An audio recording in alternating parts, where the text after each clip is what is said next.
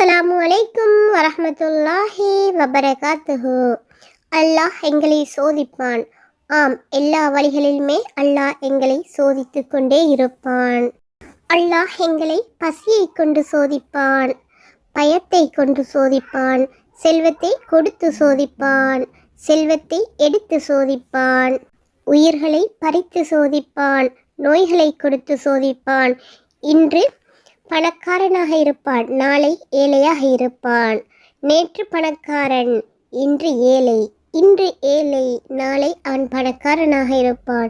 இது எல்லாமே அல்லாஹ்வுடைய சோதனைதான். இன்று சுகத்தோடு இருப்பாய், நாளை சுயீனமாக இருப்பாய். இன்று தேக ஆரோக்கியமாக இருப்பவர் நாளை ஒரு நோயாளியாக கூட இருக்கலாம். இது அல்லாஹ்வுடைய சோதனை. இது எல்லாமே அல்லாஹ்வுடைய சோதனைதான். பொறுமையாளர்களுக்குத்தான் இதில் நற்செய்தியுண்டு. எனவே நாம் சோதனையின் போது இந்த வார்த்தையை கூறினால்தான் நாம் வெற்றியடைய முடியும். இன்னா லில்லாஹி வ இன்னா இலைஹி ராஜிஊன். நாம் அல்லாஹ்வுக்குரியவர்கள், அவனிடமே திரும்பிச் செல்பவர்கள்.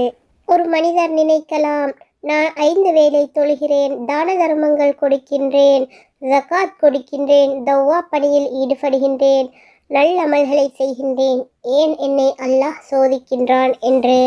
அது மட்டுமின்றி காஃபிர்கள் இந்த உலகத்தில் எவ்வளவு பாவம் செய்கின்றார்கள், அல்லாஹ்வுக்கு இணை வைக்கின்றார்கள். ஆனால் அவர்களுக்கு எல்லாமே நல்லபடியாக நடக்கின்றது. ஆனால் நான் எல்லா நல்லமல்களையும் செய்கின்றேன், ஆனால் எனக்கு ஒரு விடயத்தை சாதித்து கொள்ள முடியாமல் இருக்கின்றது என்று ஒரு முஸ்லீம் சிந்திக்கலாம். பாவிகளைத்தான் அல்லாஹ் சோதிக்க வேண்டுமென்றால் நபிமார்கள் யார்? இந்த பூமியிலேயே சுத்தமான படைப்புகள் என்றால் அது நபிமார்கள்தான். அவர்கள் பெரும் பாவங்களிலிருந்து பாதுகாக்கப்பட்டவர்கள். மனிதர்கள் என்ற வகையில் சிறிய பாவங்கள் செய்திருக்கலாம், ஆனால் பெரிய பாவம் குஃப்ரு, ஷிர்கு போன்றவற்றை விட்டும் பாதுகாக்கப்பட்டவர்கள் நபிமார்கள். ஆனால் அல்லாஹ் அவர்களைத்தான் எங்களை விட அதிகமாக சோதித்திருக்கின்றான். அவர்களுடைய வாழ்வில் எல்லா கட்டங்களிலுமே சோதனைகளை தாண்டித்தான் அவர்கள் வந்திருக்கின்றார்கள். அல்லாஹ் அவர்களுக்கு செல்வத்தை கொடுத்து சோதித்திருக்கின்றான், செல்வத்தை எடுத்து சோதித்திருக்கின்றான், உயிர்களை பறித்து சோதித்திருக்கின்றான், குடும்பங்களை பிரித்து சோதித்திருக்கின்றான், நோய்களை கொடுத்து சோதித்திருக்கின்றான். அவ்வாறான அனைத்து சந்தர்ப்பங்களிலும் அவர்கள் அல்லாஹ்வின் பக்கமே மீண்டார்கள், அல்லாஹ்வையே திக்ரு செய்தார்கள், அல்லாஹ்வையே நினைவு கூர்ந்தார்கள், அல்லாஹ்விடமே பாவ மன்னிப்பு தேடினார்கள், அல்லாஹ்வுடைய கருணையையும் அல்லாஹ்வுடைய உதவியுமே வேண்டி நின்றார்கள். அவர்களை அல்லாஹ் எல்லா விதங்களிலுமே சோதித்து கொண்டிருந்தான். ஏன்? அவர்கள் பாவம் செய்ததன் காரணமாகவா? இல்லை. அல்லாஹ் தனக்கு விருப்பமானவர்களை அதிகமாக சோதித்து தன்னுடன் நெருக்கமாக்குவான். நாளை மறுமையில் அவர்களுக்கு உயர்ந்த அந்தஸ்துக்களை வழங்குவான். நாம் இந்த சோதனைகளுக்கு உதாரணமாக எங்களுடைய கண்மணி நாயகம் ஸல்லல்லாஹு அலைஹி வஸல்லம் அவர்களுடைய வாழ்க்கையே எடுத்து காட்டலாம். நான் தேர்ந்தெடுத்த நபி என்று அல்லாஹ் இவர்களையும் சோதனையை விட்டு நீக்கவில்லை. இவர்களையும் எல்லா வகைகளிலுமே அல்லாஹ் சோதித்திருக்கின்றான். எங்கள் கண்மணி நாயகம் ஸல்லல்லாஹு அலைஹி வஸல்லம் அவர்களுக்கு பிறப்பு முதல் இறப்பு வரை அவர்களுடைய வாழ்வில் சோதனைகள் இருந்து கொண்டே இருந்தது. எங்கள் முகமது நபிகள் நாயகம் ஸல்லல்லாஹு அலைஹி வஸல்லம் அவர்களை போன்று இந்த உலகத்தில் கஷ்டத்தை அனுபவித்த ஒரு தலைவரே கிடையாது. நபிகள் நாயகம் ஸல்லல்லாஹு அலைஹி வஸல்லம் அவர்கள் பிறப்பதற்கு முன்பே அவர்களுடைய தந்தை இறந்து விடுகின்றார்கள். அதுவே எவ்வளவு பெரிய ஒரு சோதனை. தந்தை இல்லாதவர்களிடம் கேட்டு பார்த்தால் தெரியும் அதனுடைய வலி என்னவென்று. அதே நேரம் பிறந்து 6 வயதில் தன்னுடைய தாயையும் இழக்கின்றார்கள். அதன் பிறகு தன்னுடைய பாட்டனாரின் உதவியின் கீழ் வளர்கின்றார்கள். சிறு வயதிலேயே தன்னுடைய தாய் தகப்பனை இழந்த அந்த குழந்தை எவ்வளவு கஷ்டப்பட்டிருக்கும். அதன் பிறகு எங்கள் கண்மணி நாயகம் ஸல்லல்லாஹு அலைஹி வஸல்லம் அவர்கள் தன்னுடைய பாட்டனாரின் அரவணைப்பின் கீழ் வளர்கிறார்கள். அவர்களும் வஃபாத்தாகின்றார்கள். சிறிது காலத்தின் பிறகு தான் மிகவும் நேசித்த அவர்களுடைய மனைவர்களில் ஒருவரான, அதே நேரம் இஸ்லாத்துக்காக மிகவுமே உறுதுணையாக இருந்த, வஹியை உண்மை என நம்பி இஸ்லாத்தை ஏற்றுக்கொண்ட நபிகள் நாயகம் ஸல்லல்லாஹு அலைஹி வஸல்லம் அவர்களின் தூதுத்துவத்தின் போது அவர்களுக்கு மிகவுமே உறுதுணையாகவும் உதவியாகவும் இருந்து அவர்களை எல்லா கட்டங்களிலுமே தைரியப்படுத்திய ஆறுதலாக இருந்த தன்னுடைய மனைவியின் மரணம். பாருங்கள், தந்தையுடைய பாசம், தாயுடைய பாசம், அரவணைத்து வளர்த்த பாட்டனாருடைய பாசம், எல்லா சந்தர்ப்பங்களிலுமே அரவணைத்து அன்பு காட்டிய தன்னுடைய மனைவியின் பாசம் அனைத்தையும் இழந்து ஒரு தலைவர் இந்த உலகத்தில் எவ்வளவு கஷ்டப்பட்டிருப்பார். எங்கள் கண்மணி நாயகம் ஸல்லல்லாஹு அலைஹி வஸல்லம் அவர்களுக்கு ஆண் குழந்தைகள் பிறக்கின்றன. அவைகளும் 2 வருடங்களிலேயே மரணிக்கின்றன. அதே நேரம் பிறந்த பெண் குழந்தைகளிலும் 2 குழந்தைகள் இருக்க மற்ற அனைத்து குழந்தைகளுமே தன்னுடைய வாழ்நாளிலேயே தன்னுடைய கரத்தால் அடக்கம் செய்கின்றார்கள். இவ்வாறு அல்லாஹ் எங்களுடைய கண்மணி நாயகம் ஸல்லல்லாஹு அலைஹி வஸல்லம் அவர்களை உறவுகளை பிரித்து உயிர்களை எடுத்து சோதித்திருக்கின்றான். ஆனால் இது ஒன்றுமே நபிகள் நாயகம் ஸல்லல்லாஹு அலைஹி வஸல்லம் அவர்களுடைய வாழ்க்கையில் எந்த சந்தர்ப்பத்திலுமே பிரதிபலிக்கவில்லை. இதை நாம் எடுத்து பார்த்தால் அல்லாஹ் நபிகள் நாயகம் ஸல்லல்லாஹு அலைஹி வஸல்லம் அவர்களை உயிர்களை எடுத்து தனக்கு நெருக்கமானவர்களுடைய உயிர்களை எடுத்து சோதித்திருக்கின்றான். இது மட்டுமல்ல சோதனை, இன்னும் அல்லாஹ் பல வகைகளிலும் பல சந்தர்ப்பங்களிலும் எங்கள் கண்மணி நாயகம் ஸல்லல்லாஹு அலைஹி வஸல்லம் அவர்களை வாழ்வின் எல்லா கட்டங்களிலும் சோதித்திருக்கின்றான்.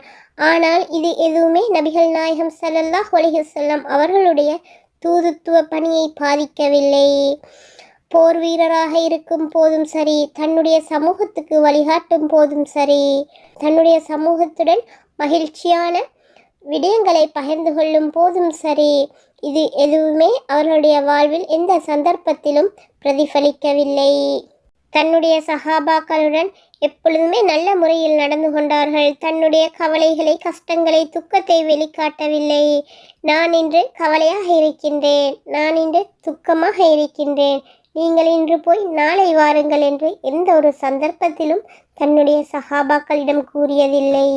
ஆனால் எங்களுக்கு எங்களுடைய வாழ்வில் ஏதாவது இழப்புகள் ஏற்பட்டால் நாம் அல்லாஹ்வை மறந்து, அல்லாஹ்வுடைய சோதனை தான் இது என்பதனை மறந்து இவ்வாறான சந்தர்ப்பங்களில் தவறான வார்த்தை பிரயோகங்களை கூட பிரயோகிக்கக்கூடியவர்களாக இருக்கின்றோம். அதே நேரம் எங்களுக்கு எங்களுடைய வியாபாரத்தில் ஏதாவது நட்டம் ஏற்பட்டால் நாம் அல்லாஹ்வை மறந்து தவறான வழிகளில் ஈடுபட முயற்சி செய்கின்றோம். இது அல்லாஹ்வுடைய சோதனை தான் என்பதனை புரிந்து கொள்ளாமல் எங்களுடைய வாழ்வில் கஷ்டம், நஷ்டம், நோய் நொடிகள் ஏற்பட்டால் கூட நாம் எங்களுடைய ஈமானுக்கே குந்தகம் விளைவிக்கும் காரியங்களில் ஈடுபடக்கூடியவர்களாக இருக்கின்றோம். அல்லாஹ் எங்கள் அனைவரையும் பாதுகாப்பானாக இவ்வாறான காரியங்களில் நாம் ஈடுபடுவதை விட்டும். ஆனால் எங்கள் கண்மணி நாயகம் ஸல்லல்லாஹு அலைஹி வஸல்லம் அவர்கள் எவ்வளவு கஷ்டம், நஷ்டம், என்ன சோதனை வந்தாலும் அல்லாஹ்வை உறுதியாக ஈமான் கொண்டு அதை தாங்கி எங்களுடைய சமூகத்துக்கு வழிகாட்டி இருக்கின்றார்கள். நாம் இவ்வாறான சோதனையான சந்தர்ப்பங்களில் எங்களுடைய நபிமார்களுடைய வரலாறுகளை எடுத்து பார்த்தாலே எங்களுக்கு இந்த சோதனைகளில் இருந்து விடுபடுவதற்கான வழிகளை நாம் பெற்றுக்கொள்ள முடியும். அல்லாஹ் பொறுமையாளர்களுடன் இருக்கின்றான். நாம் இவ்வாறான சோதனைகளின் போது பொறுமையை கையாண்டு அல்லாஹ்வின் பக்கம் மீளக்கூடியவர்களாக இருந்தால் நிச்சயமாக அல்லாஹ் எங்களை இவ்வாறான சோதனைகளை விட்டும் பாதுகாப்பான். இவ்வாறான சோதனைகளை எங்களை விட்டும் நீக்கி வைப்பான். அதே நேரம் அல்லாஹ் யாரை அதிகமாக சோதிக்கின்றானோ நினைத்து கொள்ளுங்கள், அல்லாஹ் தன்னுடன் நெருக்கமாக்குவதற்குத்தான் ஒருவரை அதிகமாக சோதிப்பான். அல்லாஹ் சோதித்து சோதித்து அவர்களை அல்லாஹ்வுடன் நெருக்கமாக்கி கொண்டே இருப்பான். மறுமையில் அல்லாஹ் அவர்களுடைய அந்தஸ்துக்களை உயர்த்தி கொண்டே இருப்பான். எனவே சோதனை என்பது நாம் வேதனை என்று நினைத்துவிடக்கூடாது. இது அல்லாஹ் எங்களுக்கு தரும் ஒரு பாக்கியமாக கூட இருக்கலாம். ஆனால் நாம் எங்களுக்கு ஒரு சிறிய சோதனை வந்துவிட்டாலே வாழ்க்கை முடிந்துவிட்டது என்று வாழ்வின் எல்லைக்கே சென்று விடுகின்றோம். நபிகள் நாயகம் ஸல்லல்லாஹு அலைஹி வஸல்லம் அவர்கள் எங்களுக்கு சொன்னார்கள், யாரை அல்லாஹ் நேசிக்கின்றானோ நிச்சயமாக அல்லாஹ் அவர்களை சோதித்தே தீருவான் என்று. நாம் ஏன் இந்த விடயத்தை புரிவதில்லை? அல்லாஹ் எங்களை வேதனை செய்கின்றான், கஷ்டப்படுத்துகின்றான் என்று நினைக்கின்றோம். அப்படி இல்லை, அல்லாஹ் எங்களை நேசிக்கின்றான் என்று நினைத்தால் நாம் எவ்வாறான சோதனைகளாக இருந்தாலும் அதிலிருந்து விடுபட்டு வெளியே வந்து விடுவோம். எனவே அல்லாஹ் உங்களை சோதிக்கின்றானா? அல்ஹம்துலில்லாஹ் சொல்லிக் கொள்ளுங்கள். ஏன் தெரியுமா? சந்தோஷமாக இருப்பவரை விட ஏதாவது ஒரு வகையில் சோதிக்கப்பட்டு கொண்டிருப்பவர் தான் அல்லாஹ்வுடன் நெருக்கமான தொடர்பை பேணிக் கொண்டிருப்பார். அனுதினமும் அல்லாஹ்வை நினைத்து திக்ரு செய்து கொண்டிருப்பார், நல்ல காரியங்கள் செய்து கொண்டிருப்பார், தான தர்மங்கள் செய்து கொண்டிருப்பார், தௌபா செய்து கொண்டிருப்பார், அல்லாஹ்வுடன் நெருக்கத்தை அதிகப்படுத்தி கொண்டே இருப்பார். ஆகவே அல்லாஹ் யாரை சோதிக்கின்றானோ அவர்களை நேசிக்கின்றான்.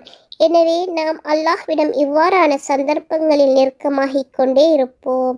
இன்ஷா அல்லாஹ் எங்களுடைய எல்லா காரியங்களிலும் பரக்கத்தை ஏற்படுத்துவான், எங்கள் அந்தஸ்துக்களை உயர்த்துவான். இவ்வுலகில் மட்டுமல்ல, ஈருலகிலுமே. நீங்கள் சோதிக்கப்பட்டால் நினைத்து கொள்ளுங்கள் அல்லாஹ் உங்களை நேசிக்கின்றான் என்று. அஸ்ஸலாமு அலைக்கும் வரஹ்மத்துல்லாஹி வபரகாத்துஹு.